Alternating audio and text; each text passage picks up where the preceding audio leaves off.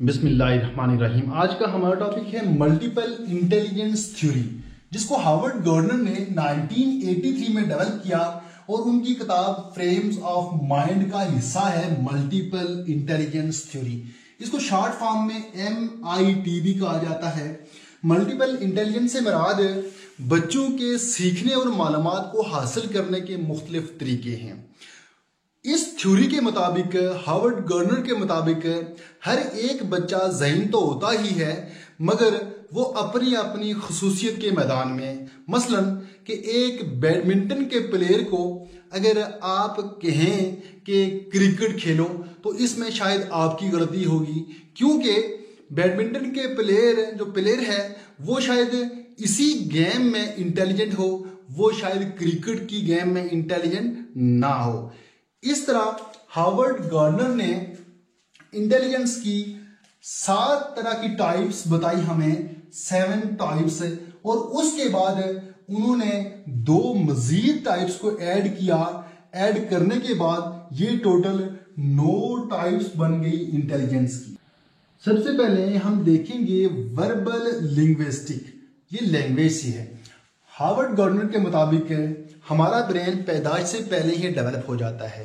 अगर हमारे ब्रेन का ये वाला पार्ट, लैंग्वेज वाला पार्ट बहुत अच्छी तरह डेवलप हुआ हो तो हम इस फील्ड में बहुत आगे चले जाएंगे, अच्छा परफॉर्म करेंगे। इसी तरह लॉजिकल इंटेलिजेंस का पार्ट अगर बहुत अच्छा डेवलप हुआ हो तो हम इस फील्ड में चले जाएंगे। यानी जिस फील्ड का पार्ट बहुत अच्छी तरह डेवलप हुआ हो तो हम उस फील्ड में बहुत अच्छा परफॉर्म करेंगे।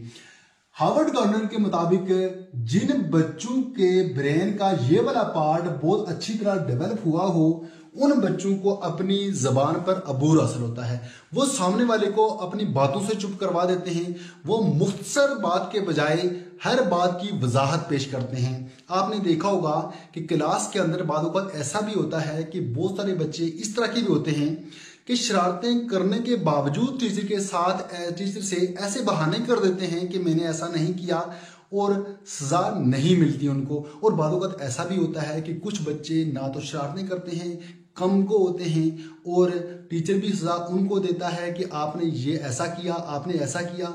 असल वजह ये होती है कि वो अपनी वजाहत पेश नहीं कर सकते और टीचर को शक पड़ जाता है और शक की बुनियाद पर वो उनको सजा देता है। अब ये बच्चे बड़े होकर क्या बनते हैं? इस फील्ड में जिन बच्चों के ब्रेन का ये वाला पार्ट बहुत अच्छी तरह डेवलप हुआ हो तो वो वकील बनते हैं, वो स्पीकर बनते हैं, वो जर्नलिस्ट बन सकते हैं, वो पोइट बनते हैं, वो स्टोरी राइटर बनते हैं। इसके बाद नंबर 2 है logical intelligence, logical mathematical intelligence. अच्छा, जिन बच्चों का ये वाला ब्रेन का ये वाला पार्ट बहुत अच्छी तरह डेवलप हुआ हो तो वो बच्चे हर बात पे दलील मांगते हैं।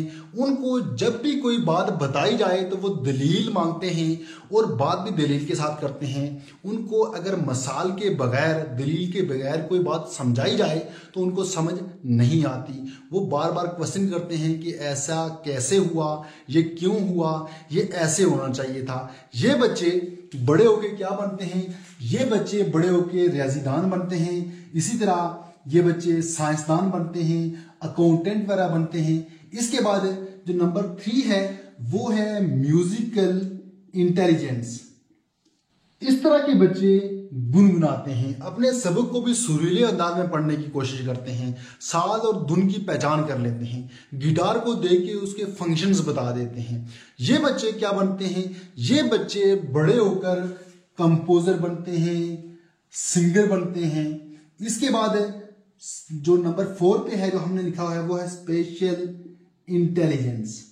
जिन बच्चों की ये वाली इंटेलिजेंस अच्छी डेवलप हुई हो तो वो बच्चे मुख्तलिफ तस्वीर, मुख्तलिफ डिज़ाइन और इसी तरह ग्राफिक्स को देखकर चीज़ों की गहराई का बता देते हैं।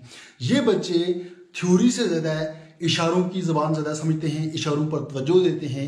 ये बच्चे तस्वीर, ग्राफिक्स को ज़्यादा पसंद करते हैं और वालिदैन उसातिज़ा के इशारों को नोट करते हैं और उन्हीं के मुताबिक अमल भी करते हैं। इसके बाद ये बच्चे बड़े होकर ग्राफिक्स डिजाइनर बनते हैं। इसके बाद नंबर 5 पे है बॉडली काइनेस्थेटिक। बॉडली यानी ऐसी इंटेलिजेंस जिसमें बॉडी की मूवमेंट हो।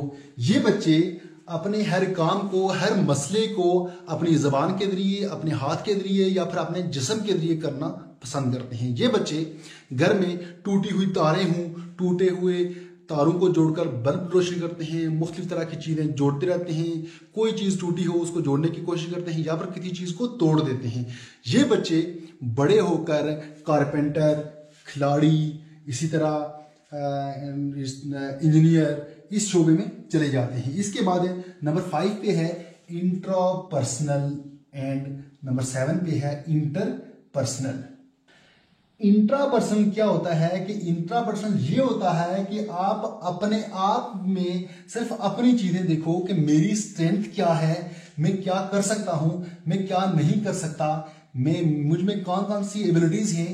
जबकि इंटरपर्सनल क्या है कि आप एज अ पर्सन किसी दूसरे पर्सन में कोई नई चीज देखो, उसमें कुछ नया देखो कि वो कैसा है, वो क्या कर रहा है। यह है इंटरपर्सनल। जब आप खुद में अपने आप में कोई चीज ढूंढोगे तो उसको कहा जाएगा इंट्रापर्सनल। इस तरह के बच्चे अकेले रहना पसंद करते हैं। वो अपना काम अकेले रहकर अच्छे तरीके से करना पसंद करते हैं।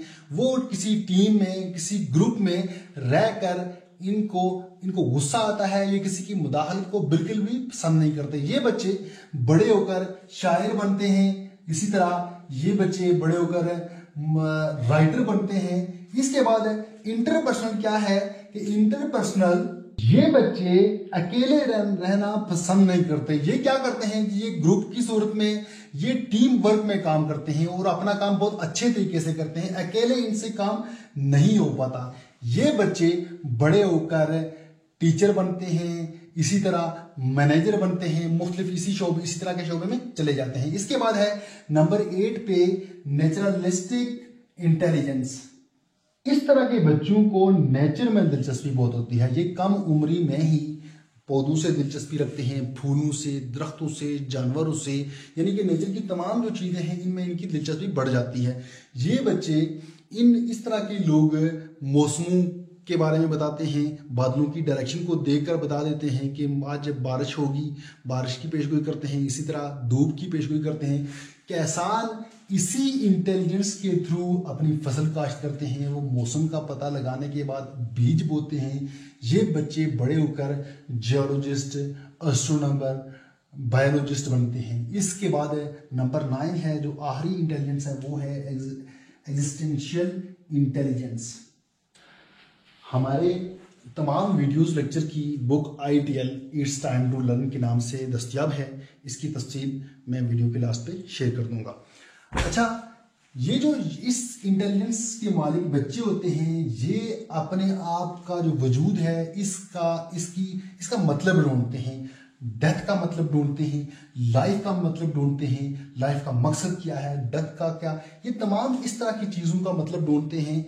और इस तरह के जो बच्चे होते हैं वो इस कैटेगरी में आते हैं। ये MIT यानी मल्टीपल इंटेलिजेंस थ्योरी थी हार्वर्ड गार्डनर की। उम्मीद करता हूं कि आपको इसकी समझ आई होगी। तो मिलेंगे नेक्स्ट वीडियो में, तब तक के लिए अल्लाह हाफिज़।